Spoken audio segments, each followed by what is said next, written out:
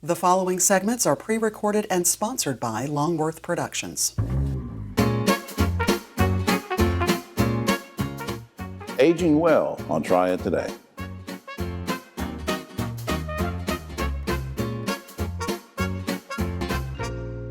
Hello everyone, I'm Jim Longworth and welcome to another edition of Triad Today, coming to you once again from the beautiful Senior Botanical Garden in Kernersville. We'll tell you more about them later on, and later on is when the roundtable shows up, and I have no idea what we're going to get into there, so stay tuned for that. But some great guests, important information coming your way throughout the half hour, so I hope you'll be with us. Where we want to start, though, is sort of being prepared. It is, after all, hurricane season and other things, and we have an expert who's going to help us talk about preparing ourselves for these type things. Chris Fix, first-time visitor to the show. He's a trusted risk advisor for Alliance Insurance Services. Welcome, sir. Thank you very much. I appreciate it. Yadkinville boy. So yes, sir. Still in the area, doing great things in the area. We're glad you're still here. This is National Preparedness Month, which I don't have to tell you. But you sent me an email one day, and we were talking about hurricanes and preparing. What kind of advice can you give to folks about preparing for a hurricane? Yeah, I mean, I think, honestly, the best thing that you can do in terms of looking at your insurance and preparedness is take 15 minutes one day a year and sit down with your insurance agent and go over your limits. You know, we want to make sure that everything's insured to value. Have you added an addition to your house? You know, have you bought all new furniture? Those sorts of things. We want to make sure that's because if you don't do that and high winds come through and do a lot of damage, then you're way behind the 8 ball on trying to figure out exactly what got damaged, right? That's exactly right. And does that then make it more difficult to try to get claims settled? And get it does. You know, we want to make sure that everything's insured to value as close as possible.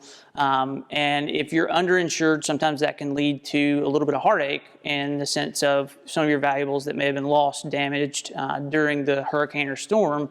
You may run into some issues with that. Yeah, now wind damage is one thing, but there are also a lot of us in this area that get flood damage. So let me ask you this question. What about flood insurance? Who should get it? When should they get it? And is it costly? Yeah, absolutely. So, you know, flood insurance, as far as who should get it, you know, it seems like a pretty straightforward answer, but anyone who lives in a flood-prone area, so floodplain, low-lying areas, you know, near a river, a creek, perhaps a lake that tends to get out of its banks with a significant amount of rain, that sort of thing. All right, now, we didn't rehearse this, but I'm just curious. Let's say that we know hurricane season is coming, and I call you up and say, hey, Chris, I want to bite the bullet. I want to get some of this flood insurance. Even if it went into effect today, I mean, it doesn't really go into effect. I mean, do you have a grace period or what? You do, and so it's sort of like the old adage, you can't buy insurance on a house that's already on fire. With flood insurance, every flood insurance program comes with a mandatory 30-day waiting period. So if you bought it today, it's not going to kick in until 30 days after this. You can't just purchase it 7 days prior to the next hurricane making landfall. Right. Now, changing subjects just a little bit since I have you here. In any kind of weather disaster, there's always a chance of injury or even death in some cases. But by and large, and just day in and day out, let's talk about life insurance for a second. Why is life insurance so important? You know, I think in September actually happens to be Life Insurance Awareness Month. I think that's probably the most important puzzle piece to any family in protecting and securing their financial future. Should something happen, you've got that safety net there for you. Is it driven by the age of the person that wants to get it, the head of the household, the co-head of the household? Is it driven by just age in general or what? Yeah, so life insurance is based on your age and your health. So, you know, the younger you are, the better off. And the saying is, you know, life insurance never has been cheaper than it is today. Yeah, and the whole life is a lot cheaper if you're 23. Yeah, absolutely. If you're 103 like me. Look, I appreciate that. I want to put up something on screen. MyAllianceInsurance.com. MyAllianceInsurance.com is the general website for more information if you want to get in touch with these folks and ask more questions. And but as Chris said, always good to check over your policy with an expert. And I really appreciate you're doing this, and I hope you'll come back sometime. Yeah, absolutely. Thank you so much for the time. I greatly appreciate it. Thanks, Chris. We'll be right back after this. Need help buying food? Everyone needs help sometimes. Food Nutrition Services may be able to help you buy food and free up your money for other expenses, such as utilities and medicine. To receive F&S assistance, households must meet income limits. You may be able to get assistance even if you own a home, car, land, property, or have a retirement plan or money in the bank. Second Harvest Food Bank of Northwest North Carolina team members can help you with the application process over the phone. To receive help or if you have any questions, call 336-422-7758. Hi, I'm Jim Longworth, reminding you that Triad Today is now streaming on WFMY Plus, available free on Roku and Amazon Fire TV.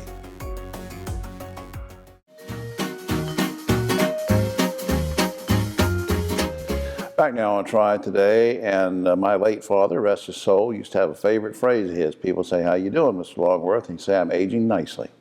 Well, we have two very special guests with us that help people age nicely. And a return visitor to the show, Adrienne Calhoun, director of the Area Agency on Aging for Piedmont Triad Regional Council, and a young lady that she hired and is pleased with, I guess, or she wouldn't have brought her here. Miranda Taylor is Regional Long-Term Care Ombudsman for the agency, and good to see both of you. Pleasure to be here. Thank you. Adrienne, let me start with you. Let's remind folks what the mission of PTRC is all about. Sure. So the mission of PTRC is to improve the lives of our community through creative regional solutions. And the aging part of this comes into play. Why is that so important that you guys focus on that? Well, we strive to be experts on all aspects of aging and help older adults and their caregivers live meaningful lives with independence and dignity. We are passionate about bringing awareness to issues that impact older adults, like our Age Well programs. Yeah, and I'm glad you brought that up. So your special guest, as I said, is Miranda. Tell me about the Age Well evidence-based program. What's the mission? What's the main objective? Absolutely. So we offer a variety of Age Well programs, from chronic conditions like diabetes to addressing the fear of falling and the risk of falling. And our objective is to empower our older adults in the community to live the lives they need and deserve to live. And you have a lot of classes that are taught to help people understand this? Absolutely. So they're all evidence-based and have been proven to offer better health outcomes for our older adults. And I think, excuse me, I didn't mean to interrupt, but I think Adrienne sent me an email one day about the fact that you like to use volunteers to actually teach the classes. Now, why is that, and what kind of impact does that have on the program? Absolutely. So volunteers are vital to the success of our programs, and we encourage volunteers from all walks of life to help out with our programs. There doesn't need to be any teaching or healthcare experience background our volunteers need to have. We look for a commitment to helping older adults in the community and to helping and serving people. Now, can the volunteers be of any age, or they need to be elderly?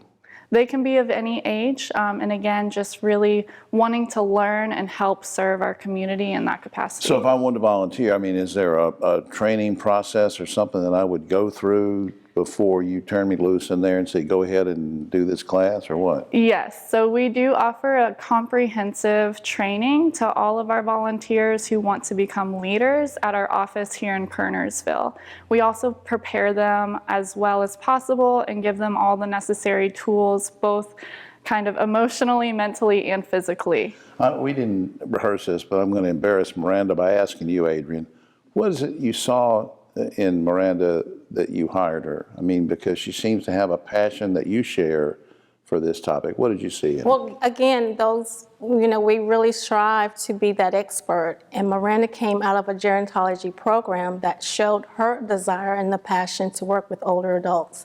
And from the get-go, Miranda never missed a beat. Anything that we had going on, she volunteered to raise her hand to be a part of the solution. And so that's that passion that we look for with working in this department and serving the older adults. That's great. So did we embarrass you enough with that? No. All right. Up on the screen, I want to do this Piedmont Triad Regional Council. Now, the abbreviation you'll see on the website you can go to is ptrc.org, or you can call the general number, which is 904-0300. That's ptrc.org, which I hope you will check out.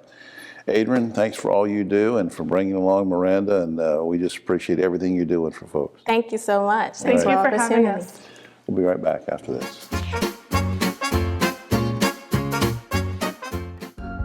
A brighter energy future starts today, and we're ready. We're leading the clean energy transition, cutting carbon emissions even while improving reliability, adding more renewables like solar and wind, all while managing our costs to help keep energy affordable for everyone. We're Duke Energy, And we're building a smarter energy future for you. You know, it's hard to believe the Safe Sober program has been going strong for over 30 years. And over 600,000 students have made the pledge to stay safe and sober on prom night. You know, Griff, it's had a huge impact on our community. Yeah, you're right, David. And now we're making sure the message continues year-round.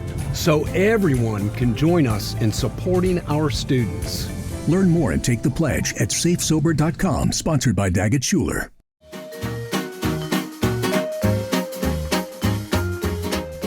Right now on Triad Today, time to talk about NextGen. I'm going to learn all about that. I'm a gen, I'm an older gen, whatever that is. We're going to find out about that in a second. Eric Salgado is here. He's area manager for NCWorks. And Blake Easley is a community outreach coordinator for NCWorks NextGen. Good to see you guys. Thank you for having us. Appreciate you coming. Eric, let me start with you. Remind everyone what NCWorks is all about. Yes, sir. NCWorks is a one-stop career resource network. Prospective talent can go to our centers to get help with their resumes, look for jobs, and find training and education opportunities. And employers can use our resource center to post jobs, find suitable candidates, and find out about labor market information. So you're helping both populations there. Yes, sir. The folks that want a job, need a job, and the folks that need employees. And you're able to match them up pretty good on that. Now, what kind of training options are available that you guys can help with? Well, we use the labor market information for our area to authenticate training providers and their credentials that vary from transportation to advanced manufacturing and healthcare and aviation. Right. And can anybody of any age come in just for the basic training when you're trying to match up and make job opportunities available and give this information? Are you talking about any population age or what? Yeah, there are some qualifiers, but we have the adult and dislocated worker program and then the NextGen program for the adult youth. He just did a commercial for you, Blake. So that leads me to NextGen. What is this NextGen thing? And tell me all about it and who do you serve? So NextGen is Guilford County's premier youth organization that focuses on career development, career placement, as well as career readiness training. All right. Now, when you say that, what do you mean? Give me an example of how you help to develop young people. What do you mean? Give me an example. So I like to think of NextGen as all-encompassing. So obviously they're able to come in and learn how to put together a resume and have somebody that's working hand in hand with them to help them get the job that they love. But there's a level of accountability that they receive. There's a level of communication skills that they receive. There's a level of self-advocation skills so it goes beyond just career. It's kind of life prepping.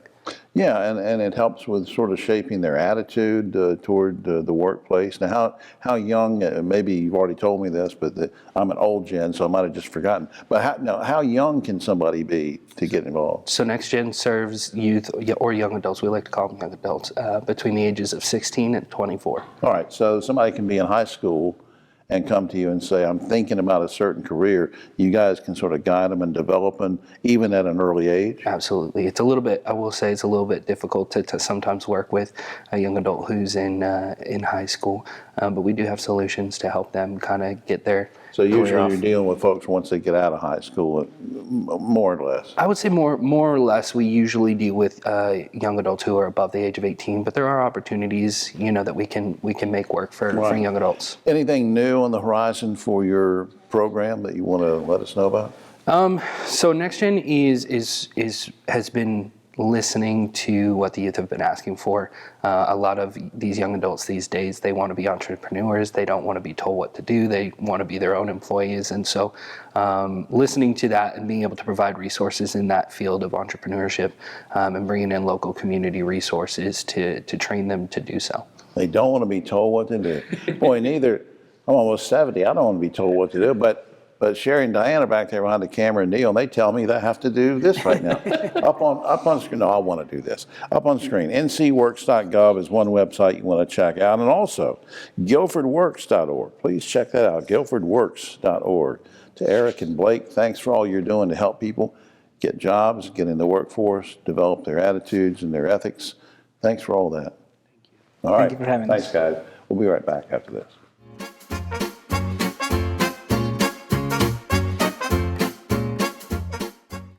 Are you looking to jumpstart your future in the fast-paced, rapidly growing food industry? In Second Harvest Food Bank's Providence Culinary Training Program, you'll learn the craft and art of cooking, plus business and management skills, science and nutrition, and essential life skills. Providence Culinary Training has helped hundreds of individuals just like you launch successful culinary careers. There's no reason to wait to turn your passion for food into an exciting career. Check out the upcoming class schedule on our website at providencews.org. Hi, I'm Jim Longworth, reminding you to catch my column Longworth at Large and Yes Weekly every week. It's available throughout the Triad, or you can go online, yesweekly.com.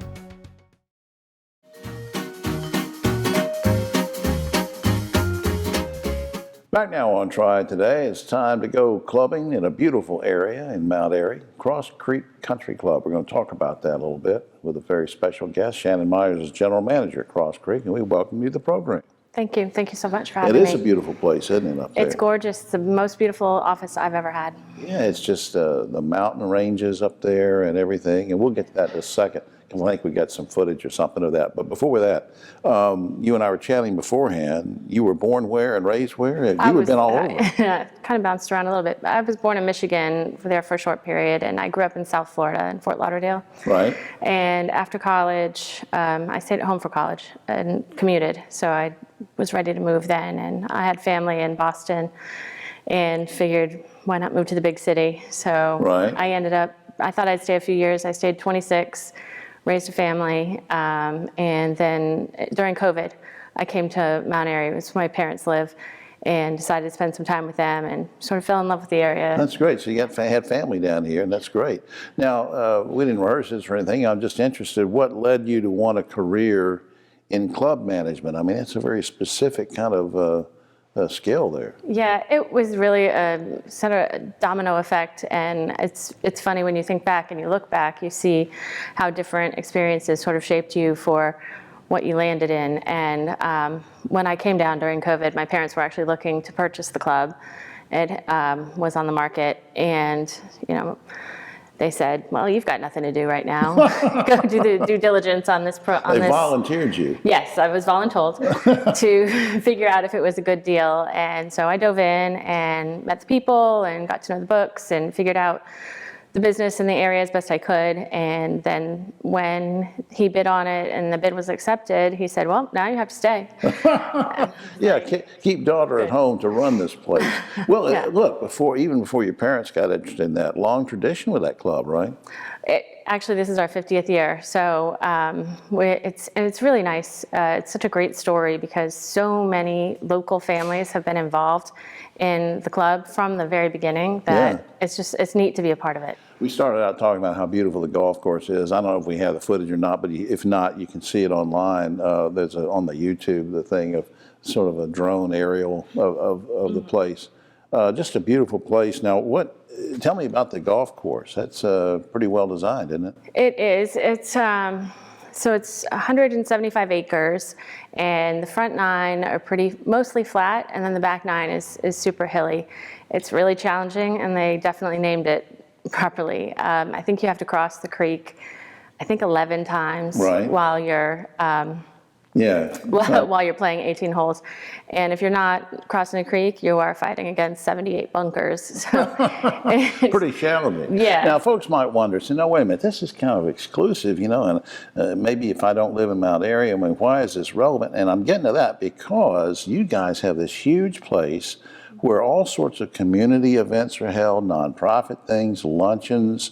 I mean, tell me about the space that's available for anybody. You don't have to be a member. I mean, you can have an event, right? Correct, yeah. So it's a semi-private golf club, and we do have a huge ballroom, and it's beautiful with just the views and the sunsets every day. They're gorgeous. They really are. We have a nice, beautiful balcony along the back, an outdoor space, and then even inside the clubhouse, we have different size rooms. So really, we host birthday parties, we host reunions, we host weddings, we host it's a great venue for that. We're almost out of time. Tell me, somebody emailed me about a carriage. We did. We just got, it's an electric carriage, but it's beautiful. It looks straight out of Cinderella. And we look forward to having some really fun events with that. Oh, I'll just dress up as Prince Charming and come up Come there. on down. We need somebody to drive it. That's right. I'm not a good driver. My wife says you don't want to ride with me. Up on screen, crosscreekcc.com. And again, even if you're just out of the area, check it out because it is a great venue to hold your event and just super. And maybe you'll come back sometime and tell me about that brown sugar pie that you guys are famous with. I would love to. Thanks for doing this. Thank you. We'll be right back after this.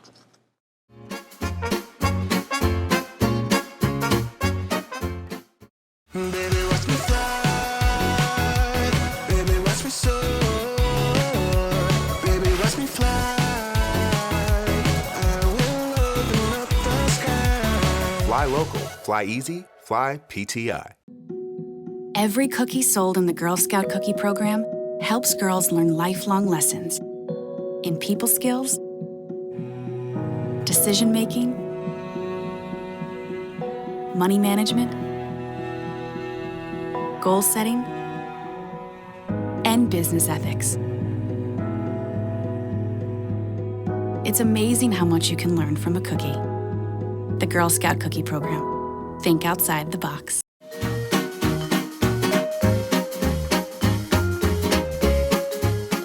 Back now on Triad Today, just about time for the round table, but a quick shout out to the good folks here at Senior Botanical Garden in Kernersville. Check out the website, check out the garden. It is a beautiful place. It's especially beautiful when Rosemary's here. That's not Rosemary, that's Ogie. On my right, but always political left, Ogie over and Rosemary Plyman, of course, the great Greensboro Network TV host and longtime WFMY person. Keith Granberry, founder of Helping Hands Consultants. Guys and gals, let's do it. Over the past few years, there's been an increasing number of sexual assaults and sexual harassment against women in the military and at the service academies, including at VMI, where an assault took place just last week, another one. Should Congress create a separate service academy for women and maybe even go back to segregated by gender in the military? What do you think, Ogie? No, that's a step backwards, Jim. Well, I know it is. The military's gotten much better now that women are in it. I don't disagree in that regard. I'm just saying, as a stopgap measure, do you think it would be worth the effort to put up a service academy just for women? No, I think that's too much. I think just people have to do better. Know better, do better. All right, Keith. I think you have to have stiff penalties that will be reinforced so that if you do something like that, you know that it's going to be so severe that it's going to send a message to other people. Rather than just kicking you out, you got to do something. All right. The North Carolina General Assembly is getting closer to passing a bill that would allow high school athletes to be paid for the use of their name, image, and likeness. Now, we hit on this a couple of months ago when it was in the news, but now, as I said, the General Assembly is getting close to taking a look at this. For high school athletes, they're also debating whether or not they should set a maximum monetary limit, cap it out at a certain amount for these kids. Do you think that high school athletes should be paid like that, and should there be a limit on the amount, Ogie? It's sad, Jim. You know, I used to be an advocate for paying college athletes, give them a stipend. You know, right. Some of these kids are really poor. But it's gotten so out of hand now. It's like you go to the highest bidder. This portal, you just go to the highest bidder. Right. And now it's into the high schools, and amateur athletics is basically ruined.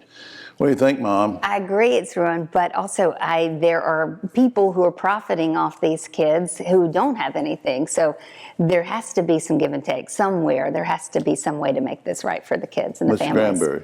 I don't think you should pay high school colleges different because of the T-shirts and jerseys, but high school, no. Absolutely not. CNN recently listed names of top Democrats who could be viable candidates for president next year if Biden decided to drop out. Among the names, seriously, was our own Governor Roy Cooper. Now here's the question. If Biden should drop out, do you think Roy Cooper could win the nomination and beat Trump? Ogie. Well, first of all, Joe's not going to drop out. I mean, I wish we would just quit talking about it. He's going to run and he's going to win. Right. But Roy, and I love Roy, but I just don't see him being presidential timber. I hate to say it, but it's probably true. Yeah, I like him too, but I don't think he could beat Trump, unfortunately. Gee. No, I don't. I think he has the credentials and he has the knowledge, but I don't think that he has the worldwide recognition that can do that right now. All right, Disney is making a live-action film version of the original animated Snow White and the Seven Dwarfs. However, in the spirit of political correctness, the film title will not include the term dwarfs, nor will dwarfs be seen in the film. Disney said it is being respectful to the, quote, dwarfism community, unquote. Is this an example of political correctness run amok, or do you agree with their decision, Ogie? Jim, you remember when BJ used to be on the show, his favorite phrase every other week was political correctness run amok. Right. Well, BJ, this is one time you might have been right. I think it's dwarfism is a thing, and Right. so if you have dwarfism, aren't you a dwarf? And I know a dwarf. He doesn't mind being called a dwarf. Rosemary. I disagree. I think that you can just call it Snow White, and I think that people want to be known as a person first and as having a condition second. So You you're don't okay call with them. Disney's decision? I agree with it, Keith. yes. I think we need to change the whole name at each year, so it shouldn't be Snow White and the Seven Dwarfs. It should be Snow Black and the Seven Shorts. Snow Black. Exactly, vertically challenged. Yeah, Mm-hmm. Snow Black, and then next year it's Snow White. Then the next year's different things. Why do I even bother to ask? All right, Snow Black. Striking auto workers are demanding more pay, but they also want a 4-day work week. Senator Bernie Sanders said last week, that's a good idea. I've been advocating for it. We've also touched on this before, but now UAW wants to make it a serious thing. Guys and gals, do you favor a 4-day work week? And if so, how long do you think it would be before it becomes a reality? Well, I think it's already a reality in a lot of places. I don't have a problem with it at all. I mean, it's probably coming, yeah. Across the board, what do you think? 4 Yes. days? In fact, she's leaving right now. She's not going to, this is the fifth, this would be the fifth That's day. right. Mhm. Keith, what do you think? 4-day work week? I think that right now with the pandemic, people working from home, but some people don't. You can't give 4-day work week because it's essential to our economy. So I don't know if that's going to happen. Okay. And finally, the new iPhone 15 Pro Max is now available. The price is nearly $1,200, $1,200. Guys and gals, do you think any phone is worth that price? And would you buy a $1,200 phone, Ogie Overman? I couldn't afford it, Jim. I don't Think it's I don't worth see it?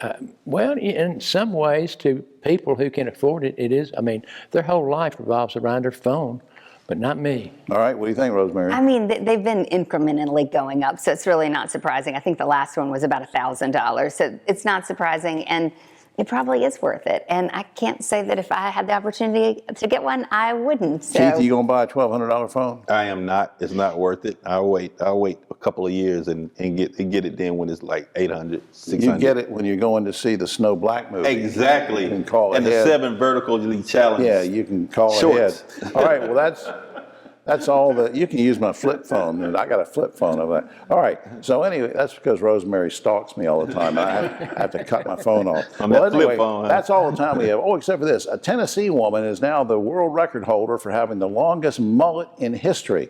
The hair is so long down her back, it goes about 5.5 feet long.